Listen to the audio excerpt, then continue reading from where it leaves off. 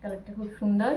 আর এটা সব থেকে হাসির ব্যাপার সেটা হচ্ছে দেখো, সোনুর জ্যাকেটটা হচ্ছে বয়স আছে 9 থেকে 10 বছর, ঠিক আছে। এবার বাবা বোনেরটা মেরেছে 9 থেকে 10 বছর, ভাবো। তো দেখো, সোনুরটা একটু বড় এই হাতের দিকটা, তো চলে যাবে, অনেকদিন পরতে পারবে। আর এটা হচ্ছে, আমি ভুল বলেছি, সোয়েটার না, জ্যাকেট, একটু আর কি জ্যাকেট, কিন্তু সোয়েটারের মতো। খুব ভালো লাগলো আমার জিনিসটা। এটা মল থেকে এনেছে বেচারা, কলকাতা থেকে বাবা হচ্ছে বোনের জন্য, আমাদের জন্য জ্যাকেট এনেছে। আমাদেরটা ঠিক আছে, বোনেরটা যে কি হয়েছে, ছোটই হবে মনে হচ্ছে। Hello everyone, good morning, welcome back to my channel. তোমরা সবাই কেমন আছো? আশা করি তোমরা সবাই খুব ভালো আছো। তো আমিও মোটামুটি ভালোই আছি। ভেবেছিলাম আরও একটু বেশি ভালো থাকবো, কারণ বেশি টাইম ঘুমোতে পারবো যেহেতু বাবার বাড়িতে আছি, কিন্তু আমার কপালে সেটা নেই। ওই যে আমার একটা দুষ্টু মেয়ে আছে, তো দেখো রাত্রেবেলা প্রচণ্ড সময় দুষ্টামি করেছে, ঠিকমতো ঘুমই হয়নি। আর মা তো অনেক সকালে ওঠে, যেন উঠে নিচে চলে গেছে ওই বাড়িতে। আর এদিকে আমি ঘুমিয়েছিলাম, আমার সোনু ফাটাস করে একটা মুখের মধ্যে থাপ্পড় মেরে আমার ঘুম ভাঙিয়ে দিয়েছে। তাহলে ভাবো কিরকম রাগটা ওঠে। তারপরে সোনু যা কাণ্ড করছে সেটা দেখতে থাকো। ওঠ, উঠবি তো? কি হলো? ওঠ, উঠতে বললাম কিন্তু আমি। দাঁড়া তুই, দেখি কি করিস, কি করিস। হাতে কি? ওই হাতে কি? রাখো। তুই দাঁত ঘষিস? দাঁত না ঘষি সাজুগুজু। ক্রিম, ভেজলিন, ভেজলিন না লিপস্টিক, কোনটা ওইটা? লিপস্টিক।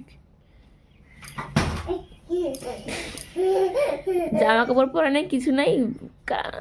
ওর মানে কি বলবো, ঠান্ডা ঠান্ডা লাগে না।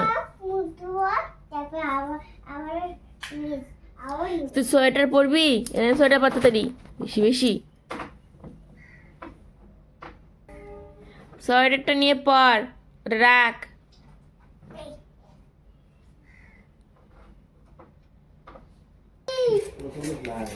তো দেখো, বাবা হচ্ছে গেছিল কলকাতায়, সেখান থেকে আজকে সকালে এলো। আর কি কি নিয়ে আসছে দেখো, সোনুর জন্য একটা সোয়েটার, এই যে অনেক কিছু নিয়ে আসছে সোনুর জন্য। সোয়েটার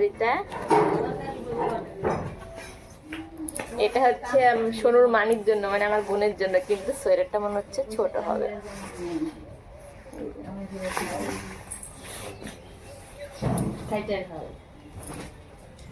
আরে দেখো, এটা আমার,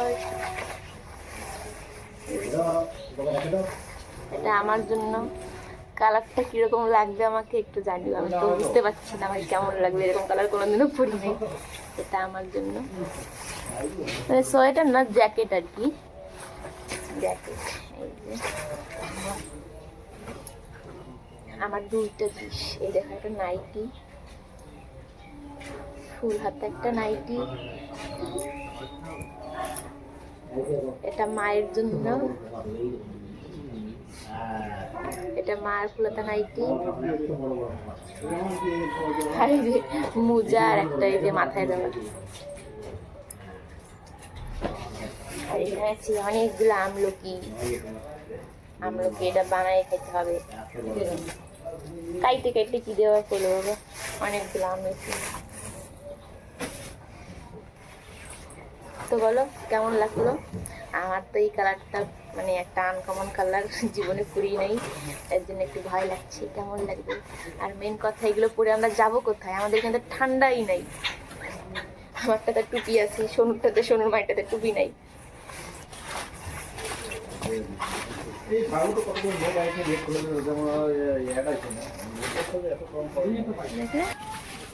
কালারটা ভালো করে দেখিয়ে দিচ্ছে, এই যে দেখা যাচ্ছে না, ওরে বাবা, এই যে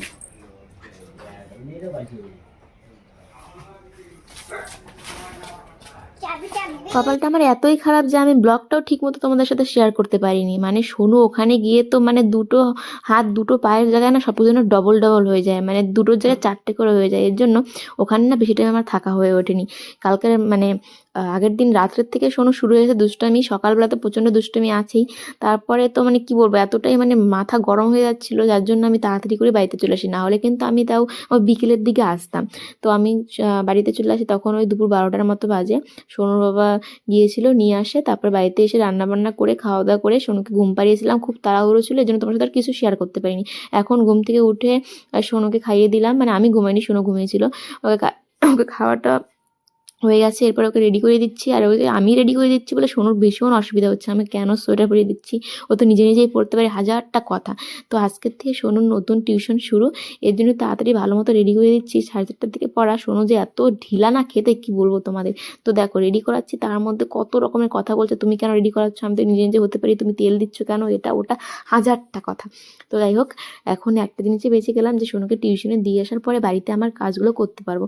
আগে তো ওখানে চলে যেতে হতো, এই জন্য আমি অন্য কোনো কাজ করতেই পারতাম না। তো যেহেতু আজকে প্রথম দিন, এর জন্য খুব একটু তাড়াহুড়ো ছিল, কিন্তু তার মধ্যেও শোনো একটু দেরি হয়েছে, কারণ ওই যে ওখান থেকে এসেছে, ওর মাথার মধ্যে ওরেই ঘুরছিল, বাড়িতে ওই দিদুর বাড়িতে থাকলে আর কত খেলতে পারতো।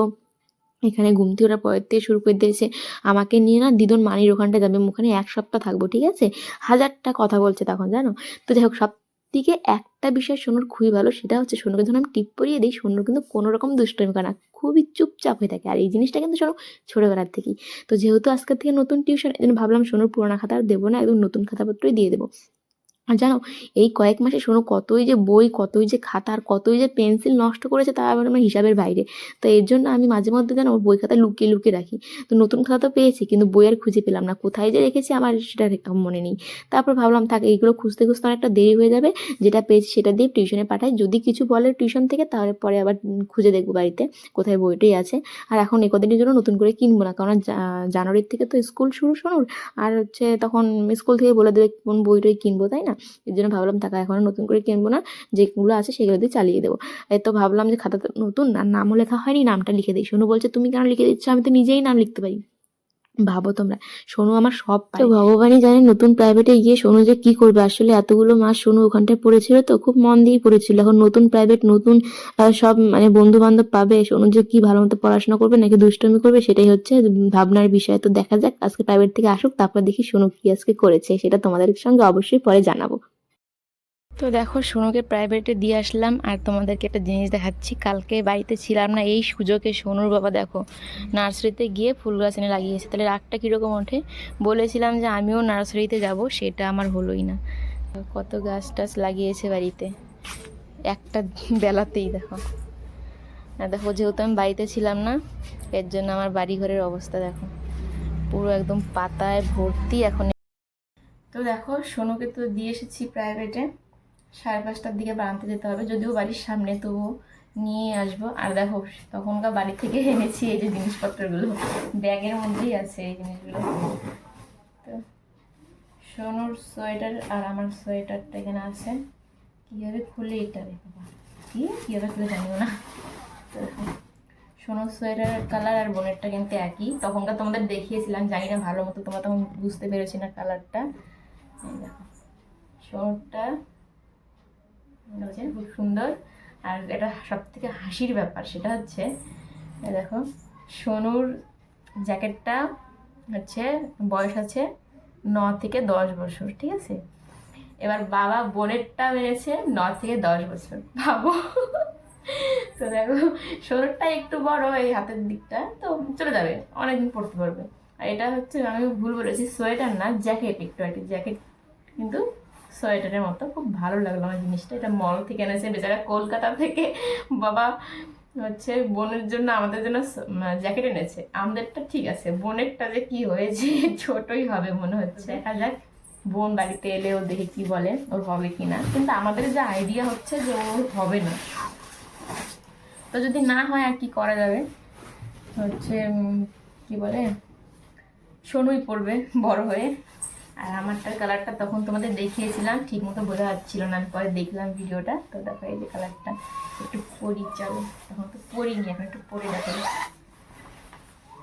সব থেকে মজার ব্যাপার, এই জ্যাকেটটা আবার বাবাও পরেছিল, মানে তখন বাবা পরেছিল। তো বাবার সব ঠিকই হয়, শুধু বাবার এই পেটেতেই হয় না। আর আমার তো দেখতেই পাচ্ছ কত ঢিলা, বেশি মোটা তো আমি, এই জন্য। তো কেমন লাগছে বলো তো, ভালোই লাগছে, কিন্তু এসব জিনিস পরে যাব কোথায়?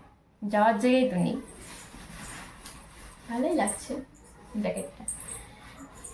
সব থেকে সমস্যা যেটা হচ্ছে, এগুলো রাখবো কোথায়? আমার তো শোকেস ভর্তি, কোথাও তো যাওয়ার জায়গায় নেই। শুধু শুধু বেকার বেকার কিনে ভর্তি করে লাভ আছে বলো? আগের বার একটা একটা না, দুটো সোয়েটার কিনেছি, তিনটে কিনেছিলাম, একটা আবার দিদাকে দিয়ে দিয়েছি।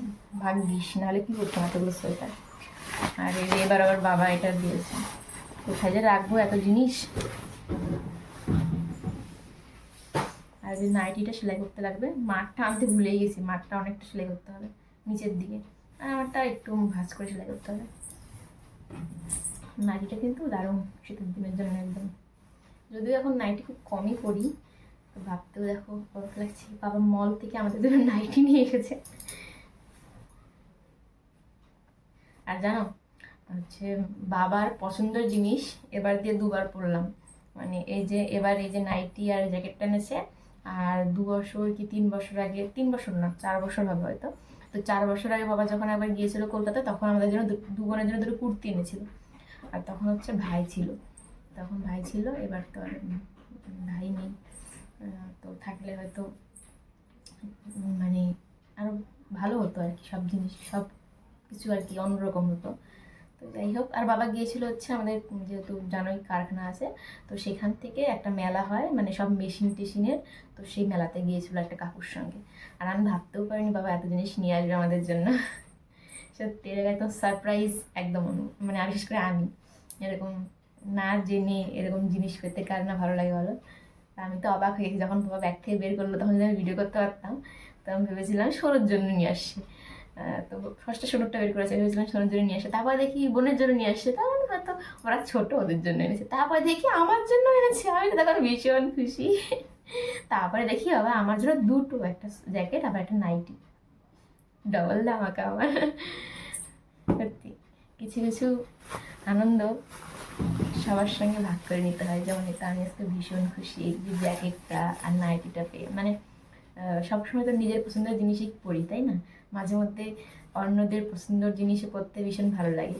কিন্তু আমি একটু ভয় পাচ্ছিলাম এটা আমার শরীরে কেমন না কেমন লাগবে, তাই বারবার মাকে জিজ্ঞেস করছিলাম আমাকে মানাচ্ছে কিনা। তো মা বললো ঠিক আছে, বাবা বললো ভালো লাগছে, এই জন্য ঠিক আছে। এখনও সোনুর বাবাকে দেখানোর সুযোগই হয়ে ওঠেনি ভালো মতো, ও দেখেই নি আর কি, ও সেই খাওয়া দাওয়া করে চলে গেছে কাজে। তো চলো, আজকে আর বেশি বড় করছি না ব্লগটা, এমনিতে অনেক বড় হয়ে গেছে। তোমাদের কেমন লাগলো এগুলো সেটা অবশ্যই কমেন্ট করে জানাবে, ভালো লাগলে একটা লাইক করবে, আর আমার চ্যানেলটি সাবস্ক্রাইব করে আমার পাশে থাকবে। দেখা হবে নতুন ব্লগে, সবাই ভালো থেকো, সুস্থ থেকো, টাটা।